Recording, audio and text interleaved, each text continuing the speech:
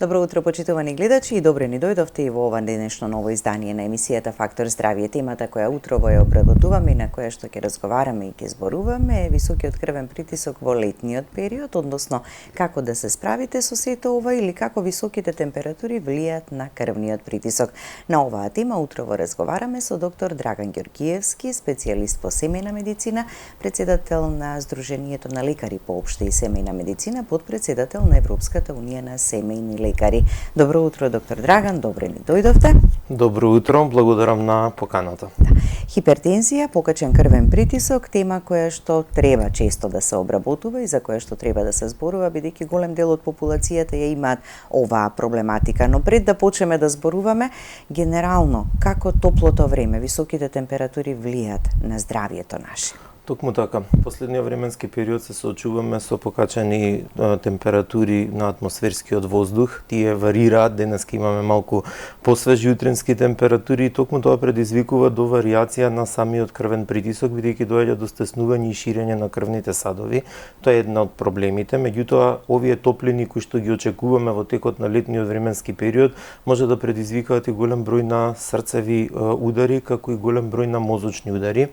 Нешто што навистина не сме срекни, но почнува да се случува токму поради големите топлини и употребата на климите, на климатизираните, доаѓање од подрачја каде што има медитеранска клима и слично, започнуваат да владеат и оние микроорганизми кои што се меѓу бактерија и вирус, кои што предизвикуваат атипични пневмонии, атипични бронхити.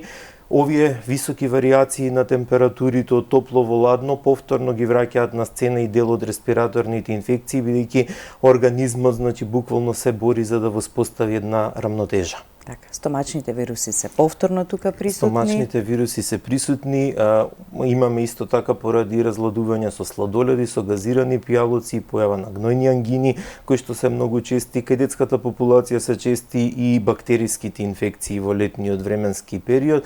Почнува една плеада на заболувања кои што може да се појават, но меѓутоа најзначајни се поопасните. Заболувањето се влошување на хроничните состојби, пред секако што е крвниот притисок, срцевите заболувања, мозочните заболувања, невролошките проблеми, проблемите со бубрези и слично. Да, и здравата популација треба да биде внимателна, да знае како да се справи со високите температури, но посебно хронично болните. И секоја година се уште препораките ги нема, меѓутоа доаѓа период кога се ослободуваат и од работа хронично болните, трудниците, така тие кои што се најранливите категории, како и во зимскиот период кога е многу студено времето, така и во лето кога се многу високи температурите. Апсолутно, тука баш најпредпазливи треба да бидат трудниците, малите деца, лицата со хронични заболувања, хобот и астмата, бидејќи токму овие климатизирани простории кои што може да предизвикаат развивање на одреден патоген аген како што се микоплазма и легионела, може да предизвикаат екзацербации и влошување на хроничната состојба, затоа се препорачува. Иако е лето, хроничарите редовно да ја земаат својата терапија. Пред се тоа се однесува за овие со респираторни инфекции, но меѓутоа и пациентите кои што страдаат од срцеви заболувања, од хипертензија и од диабет, како би обезбедили еден континуитет на сопственото здравје и грижата за себе. И секогаш кога ќе почувствуваат некоја промена, секогаш првично кај својот матичен лекар да се обратат, така, па после матичниот лекар проценува дали тука, на тоа ниво ќе се ординира терапијата или пак ќе треба на друга специјалност да се испрати. Апсолутно, да. Ќе погледнеме блок реклами, па ќе продолжиме со разговорот. Останете со нас, почитувани гледачи, следете не до самиот крај. И ве поканувам секако да се јавите на вам добро познатите телефонски броеви за да поставите прашање и да добиете совет и препорака за проблемот кој што го имате.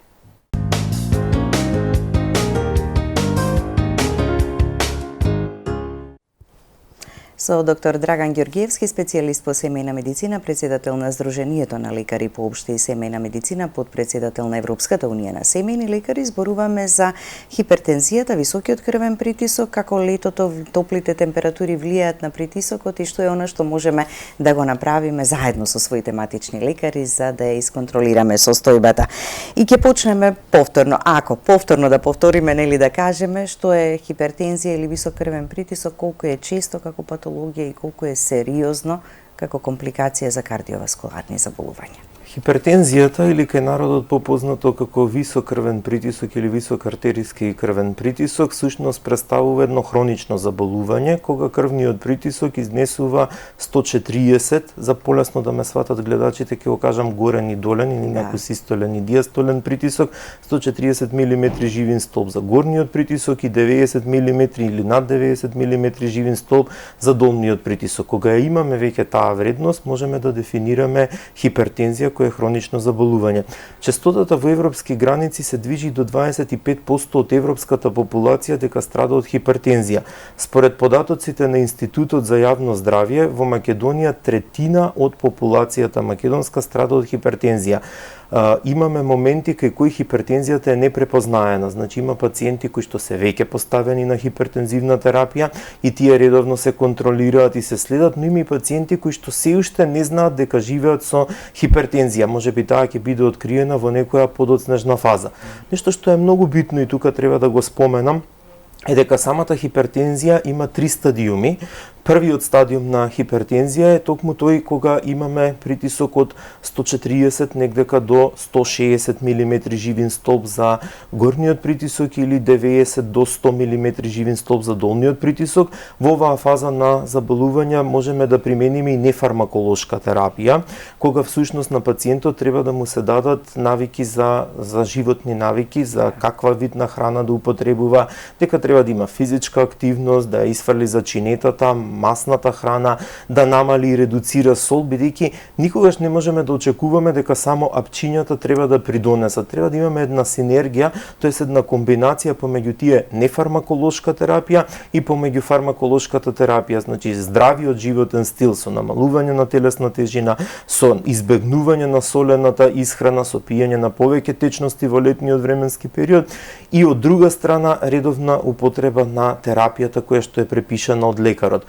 Вториот стадиум на хипертензија е кога... Само се извинувам, во тој прв стадиум веќе лекови и терапија се применуваат или се почнува само со промена во животниот стил, па кај некого може и да се постигне? Во првиот стадиум треба да се започне со промена на животниот стил, да дадеме извесен временски период организмот да се прилагоди кога ќе ја сменат начинот на исхрана. Меѓутоа тоа иде на вистина тешко. Затоа секогаш викаме дека треба да имаме избалансирана исхрана и употреба на лекови и мораме некогаш и во тој стадиум да започнеме со класична антихипертензивна терапија, бидејќи живееме во едно стресно и брзо општество кое што на вистина значи на сите имаме нередовна исхрана, недобар сон во одредени ситуации, сето тоа влие врз промената на нашите животни навики. Голем број некои луѓе работат и по 2 работни позиции, немаат време за одредена физичка активност, не можеме ги спроведеме оние протоколи кои што треба да се спроведат како нефармаколошка терапија. Во таа ситуација значи мораме да започнеме и со одредена доза на употреба на антихипертензив. Следните стадиуми? Вториот стадиум на хипертензија е кога веќе од 160 мм живин столб до 180 мм живин столб за горниот притисок и веќе негде од 100 до 110 за мм живин столб за долниот притисок, тука веќе имаме една посериозна состојба кај која мора потитно да се започне со терапија, треба да се направат и одредени други и лабораториски претраги, како и диагностички процедури кои што се потребни за пациентот. И третиот стадиум тоа е веќе таа опасна хипертензија, каде имаме веќе над 180 мм живин столб за систолниот и негдека преку 110 за диастолниот притисок, кога веќе тука мораме сериозно значи да започнеме дури и со двојна употреба на терапија, па во некои случаеви кардиолозите одат и во такви случаеви со тројна употреба на терапија, треба да се утврди јасната причина од каде всушност потекнала тој вид на хипертензија. Нешто што морам да го споменам дека во одредени ситуации кај некои пациенти имаме и некој вид на изолирана хипертензија, кога е покачен само горниот притисок или кога е покачен само долниот притисок. Долниот притисок многу често се врзува и со замастувањето на крвните садови, со високиот холестерол и со високите триглицериди. Кога имаме високи холестероли и триглицериди, кога имаме нормален горен притисок, а долниот е висок, пациентот некогаш треба да употреби статинска терапија или терапија за намалување на холестеролот и на триглицеридите и со тоа самиот крвен притисок без употреба на антихипертензивна терапија ќе дојде до нормализирање. Значи тоа е нешто што се следи, затоа кажувам, за секој пациент е индивидуализиран пристап. Еден лек кај тој пациент ќе изделува супер, кај другиот пациент не. Треба да направиме една опсежна анамнеза за да можеме да утврдиме со каков вид на терапија ќе одиме. И имаме уште една категорија на пациенти кои би ги споменал, тоа се бел мантил хипертензија. Тие пациенти имаат висок крвен притисок во ординацијата на лекарот. Самите кажуваат, дома во домашни услови притисокот ми изнесува толку кога, значи ќе се појде било медицинско лице, сестра или некој друг без мантил во домашни услови да измери притисок и видиме дека имаме некоја нормализирана тензија, можеби благо покачена во тие вредности кај што повеќе треба, тоа се 130 со 90, 139 со 90, тие вредности кои што се гранични, каде повеќе треба да обрнеме внимание на нефармаколошката терапија и на животниот стил. Тие пациенти треба да ги натерате да водат еден дневник за хипертензија, каде што ќе ги мерат вредностите на крвниот притисок и со тој дневник буквално да дојдат во ординација за да видите како им се движат вредностите на крвниот притисок, бидејќи најчесто во ординација поради тој бел мантил хипертензија имаат многу високи вредности на крвен притисок. Стравот можеби ќе биде многу висок притисокот. Имаме такви пациенти и тука веќе немате вистински вредности на крвен притисок. Нешто што е исто многу битно кога веќе го споменувам стадиумите на крвниот притисок е и самото мерење на крвниот притисок. Има како периоди правилно да го мериме, така и колку пати во текот на денот или кога е најдобро во текот на денот да се измери. Има периоди од денот кога не треба да се мери крвен притисок, има периоди кога треба да се мери. Значи станување од спијање и мерење крвен притисок е тотално необјаснливо и тоа не треба да го практикува никој. Организмот му треба време да се разбуди, да профункционира, мозокот треба да даде импулси до срцето, срцето да даде импулси кон артериите и кон крвните садови, така да имаме една поврзана триада, значи која всушност треба да почне да профункционира. На секој човек рано наутро ни треба да се пробудиме, да се расониме, да се раздвижиме, да почне целата циркулација, значи треба сат до сат и пол за да може да се мери крвен притисок. Ако измерите одма од спиење ќе биде многу висок. Исто ако се измери после јадење, значи и дополнително ќе ве исплаши, така? Дополнително ќе има проблем. Станав од спиење, измерив притисок, не знам 180 со 100. Значи не го мери од спиење. Тоа не е вистинска вредност и вредност која треба да се мери. Второ нешто што треба да видат и што е многу битно, значи не треба да бидат јадени. После ручек, после доручек одма не се мери крвен притисок, после вечер или било кој оброк, значи особено не па после обилни оброци. Не се мери крвен притисок на полен мочен мејор, значи не можете неизмокрени, значи осеќате дека имате притисок и нелагодност да мерите крвен притисок. Тука имате лажни вредности, значи треба да биде значи релаксиран организмот, не може трчал, спортувал и мери крвен притисок. Дојдов од некоја физичка активност, само осетив дека надвор е многу топло, се осеќам лошо и ќе го измерам крвниот притисок. Почекај 15 до 30 минути, телото да се релаксира за да имаме вистинска вредност на крвниот притисок. И нешто што ќе го споменам и е многу битно, некогаш во гужви си признавам и ние лекарите не можеме во своите ординации да го практикуваме, се 3 мерења на крвен притисок. За точно се зема средната вредност на крвниот притисок, на пример, ако имало 180 со 100, 160 со 100, 150 со 100, значи се зема некоја средна вредност колку е на вистина крвниот притисок. И во домашни услови кога го мериме, така 3 пати е најдобро. 3 пати да измери, бидејќи најчесто во домашни мерат со дигитални. Дигиталните апарати во одредена ситуација, ако не ти е добро наместено телото, може да покаже некоја повисока вредност. Така, значи како седите, како е раката поставена и да не гледате во тоа како бројките се менуваат и се покачуваат или се намалуваат. Значи тоа не треба точно да се прочита упатството како треба да биде поставена раката. Има различни форми на мерачи на крвниот притисок. Ние со кој мериме, тоа се живините, тогаш треба да биде поставена на висина на ниво на срцето, во една исправена позиција, без да се виткаат лактите. Инаку позицијата на седење, значи таа седечка позиција, значи исправена седечка позиција, не треба да се мери во полуседнати, во некои форми, значи неисправни на неисправна позиција на телото. И веќе кажав, никако не јадени, никако не со полен мочен мејор, значи измокрени, одморени 15 до 30 минути од било која физичка активност. Така. Важни информации и препораки. Добре дојдени за секого од нас. Имаме гледач на линија. Добро утро, ве слушаме, повелете. Добро утро. Поздрав вас и до гостинот. Ви Сакам да благодариме. го прашам нешто за холестеролот го спомна. Јас, например, кај интернист сум била, холестеролот ми бил, ако е 5,2, мене 5,9, а иначе добриот и лошиот ми биле добри, значи во граници на нормален или дава, и ме прашува како тоа ти без терапија си. Ме интересира зошто терапија кога ми е добриот добар, а лошиот добар исто.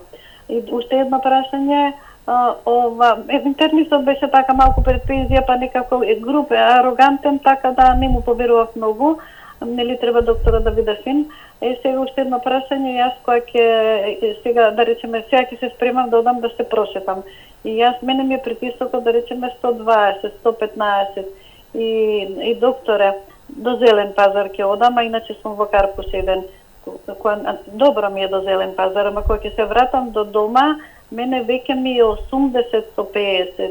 И мене толку ми е лошо, толку добивам главоболка јака, а инаку вода имам до мене, ја носам, пијам пола литро вода ќе ја допијам до дома, ама мене пак ми е 80 со 50 и многу ми е неарно. А кога си седам дома, добро ми е. Сега дома ли треба да седам цело лето или нешто да преземам, инаку терапијата ја намалив све, помалку пијам сега терапија за притисок, пак ми паѓа во движење. Благодарам многу. Ви благодариме и ние вам. Да, одлично прашањето, токму како што нели она што требаше да го подобјасниме во текот на емисијата. Токму како на место за овој вид на емисија. Токму овие високи температури, овие варијации на самата атмосферски притисоци, значи и УВ индексот на зрачење кој е висок, предизвикуваат и варијации на крвниот притисок, бидејќи имате големо ширење, големо стеснување и големо проширување на самите крвни садови. Во рок од 24 часа можам да кажам сабајле имаме температури од 36,7, во текот на ноќта со врнежи и со слично паѓаат тие температурите и сите осеќаме одредени варијации на крвниот притисок. Пациентката кажа дека не знам кој вид на терапија ја употребува во овој момент. Значи во текот на летото кај високите температури се советуваат пациентите да во консултација нормално со своите семејни доктори да направат. И така е направена промената и корекцијата на терапијата на со терапија. лекар. Треба благо намалување на дозите, бидејќи многу често се случува поради високите топлини кај хипертоничарите кои користат редовна антихипертензивна терапија да имаме многу ниски вредности на притисок 90 со 60, 80 со 50, значи ние ги советуваме секогаш кај себе да имате вода, значи и уште подобро некој можеби во тој момент газиран пијалок, бидејќи кока-колата или нешто тако малку подобро го покачуваат крвниот притисок него самата течност како што е вода, би токму поради тие варијации. Тука веќе треба да се направи и ако е потребно одредено доиследување, значи кај првин разговор со својот семеен лекар, можеби ќе треба и не само редуцирање на терапијата, комплетна промена на самата терапија ако има такви и обстојуваат тие варијации на крвниот притисок, па дури во одредени случаеви утринската доза се прескокнува, станува само вечерната доза, но сето тоа пак ќе кажам индивидуално, значи секој пациент во консултација со лекар мора да ја одреди својата доза на антихипертензивна терапија во текот на летниот период, додека па зима веќе имаме друг проблем, каде што треба да доведеме до зголемување на дозите на антихипертензивната терапија. Второто прашање, ако се сеќавам, беше со холестеролот. Дека се нормални вредностите и на добриот и на лошиот, а е препорачано да се пие терапија. Тоа се статините, предпоставувам, така Тука имаме неколку работи кои треба да се земат. Првин треба да се земе возраста на самиот пациент, треба да се земат во предвид коморбидитетите, дали оваа пациентка има додатни други заболувања, проблеми со тироидната жлезда, ако има веќе проблеми со тироидна, ако има диабет и други заболувања, тука по дефолт, кога е веќе покачен високиот холестерол, се започнува со блага доза на статинска терапија, но не секогаш. Имаме ситуации кај кои пациентите ги оставаме и на одредени нефармаколошки терапии, значи да намали со масна исхрана, значи ако и триглицеридите се покачени, да не внесува жолчка од јајце, многу масни млека, многу масни јогурти со висок процент на масленост, овчи сирења, препржени кобасици, виршли, паштети и слично, тоа е нешто што е нездрава исхрана. Тоа влие многу и на крвниот притисок, тоа влие многу и на холестеролот. Се оставаат некој извесен временски период да се види како се одвива вредност потребност. Ако продолжи да расте, имаме и уште еден момент кој треба да се примени, тоа се едни таблици Скор 2. Значи, Скор 2 таблиците всушност се употребуваат така што кога ќе се измери крвниот притисок, се на Y оската, на Y оската се нанесува вредноста на крвниот притисок, на X оската се нанесува вредноста на non-HDL холестеролот. Што тоа значи? Од вкупниот холестерол се одзема HDL или добриот холестерол и останува процентот, значи колкав е на тој, како да го речам, лош холестерол кога ќе се одбијат овие холестероли. Во таа ситуација, самата, кога ќе се направи еден пресек помеѓу X и Y оската на вредностите, се добива за колку пати за 10 години може да доживеат одреден кардиоваскуларен настан. Ако спаѓаат во црвена зона или висок ризик и многу висок ризик, тука веќе се започнува со статинска терапија без разлика на добриот и лошиот холестерол. Бидејќи имаме скриени заболувања, тоа се артериосклерозата, каде што веќе имаме, значи, кршливост на самите крвни садови за дебелување на самата артерија и на самиот крвен сад, и тука доаѓа до насобирање на плаки на крвните садови. Тоа не можеме да го видиме со голо око, тоа не се гледа на ЕКГ, тоа не се гледа на лабораторија, имаме многу често мирни лабораториски анализи, но кога ќе се направи доплер на самите каротиди, ќе се види дека има наталожени плаки и дека има стеноза на самите каротиди, и тоа дополнително влие на крвниот притисок, така да кај ваков вид на пациенти кај што имаме висок холестерол треба да се направи и доплер на каротидите, токму ради моментот на овие варијации на крвниот притисок на пациентот. И нешто што би го споменал во контекст на одговор на ова прашање, мерењето помеѓу десна и лева рака, новите анализи покажуваат дека притисокот треба да се мери исклучиво на десната страна, не левата, близко до срцето. А најчесто на левата? Најчесто така? се мери на левата, но јас веќе во ординација тоа не го применувам. Од 2020-2021 америчките протоколи покажуваат дека мерењето треба да се одвива исклучиво на десната страна кај пациентот, она веќе што го кажав, да биде релаксиран со исправена позиција, да не се повторува. И нешто што е тука многу битно, што треба да го знаат самите пациенти во однос на ова мерење, лекарот има право да измери и на десна и на лева рака во одредени ситуации кога се сомне на некоја стеноза или некое запушување. Ако приметиме дека имаме разлики меѓу десната и левата страна за повеќе од 10 мм живин столб, веќе станува збор за некоја стеноза на каротиди, и тука можеме да објасниме варијацијата на притисоците од многу високи до многу ниски, и тука можеме да објасниме дополнително кога холестеролите добриот и лошиот се мирни, а вкупниот холестерол е покачен. Но се ова ќе речам пак во консултација со лекар. Не може пациентот сам да ги утврди овие работи, кога треба и кога не треба да земе терапија. Така, а и ваквите исследувања, ваквите диагностички процедури, основните и она проценување на, односно проценка за понатамошниот ризик се прави кај секој матичен лекар. Апсолутно, така? Да. Имаме двајца гледачи на линија, да ги слушнеме прашањата. Добро утро, повелете. Добро утро. Ве слушаме. Сека да прашам ова, дали пешењето е многу корисно, и јас, например, кога почнав да пешечам по 15, 20, 25 км, 27, сите апчина ги фрлиш. Се, колестерол, триглицерини, ништо. Иако сум дебел, што е ризично онако. Второ, сакам да кажам, над 100 кила, 100 кила ден, али пешењето е најдобар лек природен, кои чаеви да се пијат, а тоа коморбидитети ми се чини дека тоа е како анатомизување на пациентот. Добро, ви благодариме за јавувањето. Продолжете и понатаму физички да бидете активен. Велиме секогаш физичката активност е добре дојдена за секоја возраст. Пешачењето веројатно е наједноставниот и најлесниот, меѓутоа добро е да го практикувате, бидејќи еве како што рече 15 до 20 километри дневно изодува гледачите. Апсолутно, тоа го спомнавме уште на самиот почеток. 30 минути барем во текот на денот, било каква физичка активност, дали тоа ќе биде брзо одење, дали ќе биде пешачење, дали ќе биде некој вид на трчање, возење велосипед, пливање, секој си има различен начин. пешачењето или било која физичка активност се многу битни во регулацијата.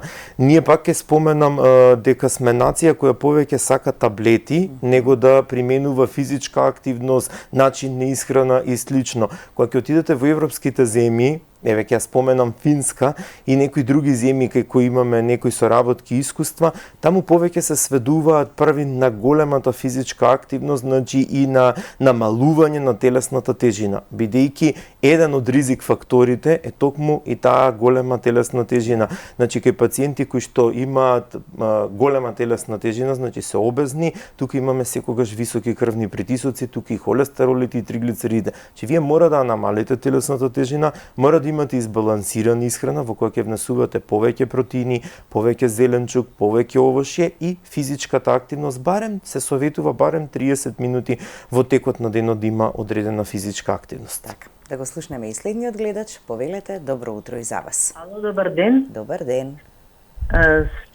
Ме заинтригира сега една изјава на докторот како се пресметува ЛДЛ, лошиот холестерол. И сега не можам да се надоврзам дали од вкупниот холестерол се вади ХДЛ и до која вредност треба да биде вредноста што ќе се добие за да е нормален ЛДЛ. Добро, во ред, ви благодариме. Ќе погледнеме блок реклами, па одговорот и советот и препораката ќе ги чуете веднаш по рекламите. Останете со нас.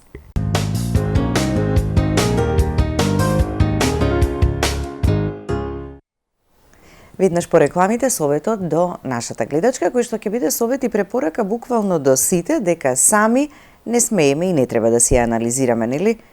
Крвната слика, значи, лекарот е тој кој што ја прави проценката. Тоа е работа на лекар. Таа скордва таблица е малку комплицирана и тоа треба да го направи лекарот. Значи он си има можност врз основ на крвни притисоци, знае која вредност треба да ја употреби, знае кој вид на параметри треба да ги земе, бидејќи си има и зони. Во однос на зоните се одредува колку е вредноста. На лабораториските анализи ќе видиме дека е под 3 за ЛДЛ холестеролот нормално, но не е секогаш така. Кај пациенти кои што прележале мозочен удар, кај пациенти кои што имаат одредено оштетување на целен орган, без разлика дали тоа се бубрези или слично, тие спаѓаат во зона на многу висок ризик. Кај нив не се одредува по скор-2 таблицата, тие се во многу висок ризик, кај нив ЛДЛ холестеролот треба да биде под 1,4. Иако во лабораторија е двојка и ќе речеме, супер е, ЛДЛ холестеролот, тој не е супер. Неговата вредност треба да биде под 1,4. Тие па што се со висок ризик, кога имаат 1 или 2 коморбидитети, тогаш веќе ЛДЛ треба да биде под 1,8 милимоли. Така да тоа е сепак работа на лекар. Значи има одредени градиации кај кои ќе се употреби таблицата и одредени состојби кај кои нема да се употреби таблицата. Така, да го слушнеме и следниот гледач. Добро утро и за вас. Добро утро. Повелете. Зошто нема кампања во медиумите против дрогата? Вие викате имаме, ама нигде нема кампања, нигде. Како што имаше кампања против пушењето цела недела, зошто тоа не е психостропна супстанција како што викаат во царина. Тоа е средство за убивање, за намалување на населението, как депопулација и зошто толку висока коефициент на смртност. Так, ве разбираме сосема, да, ви благодариме за јавувањето, како една дополнителна сугестија. Се надоврзам, бидејќи и дрогата и пушењето се еден од ризик факторите за хипертензија, не само за хипертензија, за голем број хронични заболувања. Точно, треба да има поголема медиумска кампања и за дрогата и за пушењето, но гледам дека во последниот временски период се обидуваме да правиме многу напори за пушењето кај популацијата. И медиумска кампања, Институтот за јавно здравје сериозно почна да отвори одредени телефонски линии за одвикнување од пушење и советувалишта, бидејќи одбранував и докторат на темата за одвикнување од пушење, но не гледам во моментот дека популацијата сериозно го прифаќа одвикнувањето од пушењето и морам да го споменам ко проблем, бидејќи имаме 25% или 30% од популацијата, можеби и многу повеќе се сега веќе бројките, кои што се пушачи и не сакаат да се одвикнат од пушење. По ниво на докази, значи сме во една висока зона на пушачка популација, што навистина е сериозен проблем. Значи не можете вие да очекувате дека нема да настане хронично заболување, дека притисоците, дијабетот и слично магично ќе исчезнат, ако не го промените животниот стил. Тука не е само исхраната и физичката активност, тука си и овие дроги, алкохоли и пушење цигари. Поготово и се почнува некако да се конзумира на многу помлада возраст. Тоа веројатно најмногу загрижува. Тоа е многу голем проблем и мислам дека преку медиумите не успеваме да допреме до младата популација. Младата популација најверојатно треба преку TikTok, преку Instagram или преку некои други видеа кои за нив ќе бидат интересни. Така да се биде присутен. Тоа сакав да го споменам. Нашето здружение започна една активност која за жал многу малку ја поддржа. Беше спроведена во општина Штип, тоест во градот Штип и во општина Центар беше спроведена пред година дена, каде со 9 од еленците разговаравме за одвикнување од пушење. Тие што започнале, бидејќи тоа е некоја возраст 12 до 14 години, каде што веќе започнуваат со пушење и дадовме совети што всушност значи кога се пуши, како се оштетува организмот, кои последици може да настанат и воедно им потенциравме дека не е само проблем пушењето. И тука морам да го потенцирам тоа за родителите. Пасивното пушење и изложеноста на вашите деца е исто како да пушат. Значи, вие вашето, затоа има толку чести респираторни инфекции. Пуши родителот во затворена просторија, наместо да излезе на балкон и да испуши таа цигара, детето го вдишува чадот и започнува со самиот чад се оштетува респираторниот епител. Ние дополнително сме изложени на аерозагадување во зимскиот временски период за кои исто не се преземаат одредени мерки и сето тоа придонесува до оштетување на респираторниот епител и многу брзо и најмала вироза и најмала настинка, значи буквално доаѓа до циркулација на тоа и предизвикува заболување. Така. Ќе продолжиме да зборуваме и понатаму, така или ќе се наоѓаат и други модалитети и начини како да се допре. Многу сме блиску до крајот. Како во овие летни горештини, топлото време да го контролираме високиот крвен притисок, ако веќе се прима терапија, што и со оние кои што имаат низок притисок, бидејќи тие страдаат во топлото време, така се намалува дополнително и што да преземеме како мерка на предпазливост. Најпрво треба да се внесува доволно течност, 3 до 4 литри во текот на денот во топлините треба да се внесува течност. Да се избегнува многу зачинета храна, значи чорби и слично што се со висока калориска вредност, значи во летниот период треба да биде сконцентрирана полесна исхрана.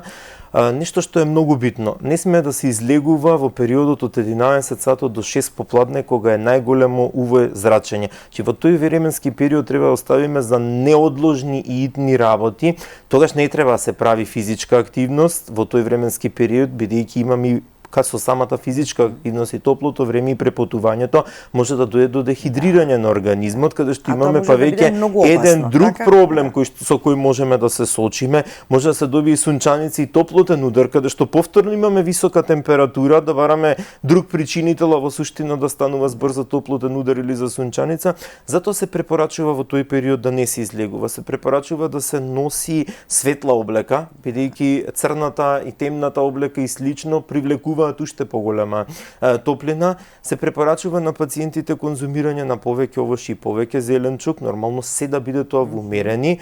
Алкохолните пијалоци треба да се избегнуваат, газираните пијалоци треба да се избегнуваат. Не ве освежува газираниот пијалок. Газираниот пијалок уште пожедни ве прави, внесувајте најобична вода. Значи водата е основа, значи која треба да се внесе за нормално функционирање на организмот. Треба да се има во попладневните часови, да речам после 6, одредена физичка активност, спортување или трчање или одење, пешачење, прошетка, не треба сега да се затвориме дома и да не се излегува буквално дома. Постарата популација си сака во раните утрински часови и тоа е за поздравување, они и треба да излегуваат во раните утрински часови, за нив високите температури. И мене секогаш ми е несватливо кога во 3 сатот ќе ми дојде некој пациент со прележан мозочен удар, со притисок, со многу состојби со диабет и ќе ми се пожали дека малце го боли прстот на левата нога или слично. За нешто сосема друга, овие главните основните. А во тој временски период он се изложил на дополнителни проблеми кои може да си ги предизвика самиот тој. Значи, рано наутро треба да биде тоа движење, да си пазарат, да излегуваат, да одат по банки, да си ги завршат работите. Во текот на најтоплината, и тоа ова важи и за трудниците, ова важи и за хронично болните. Никој не треба да се изложува во тој највисок временски период, освен ако не мораме сите имаме некои одредени работи. И ако треба да се направи корекција на терапијата за висок крвен притисок, само во консултација, само лекарот тоа да го направи. Треба да се редуцираат дозите, но не и кај секој, затоа треба консултација со лекар. Да, ви благодарам за гостувањето. Благодарам и на вас на поканата. Благодарности до вас, почитувани гледачи, за вниманието со кое не следевте. Останете и понатаму со програмата на ТВ24.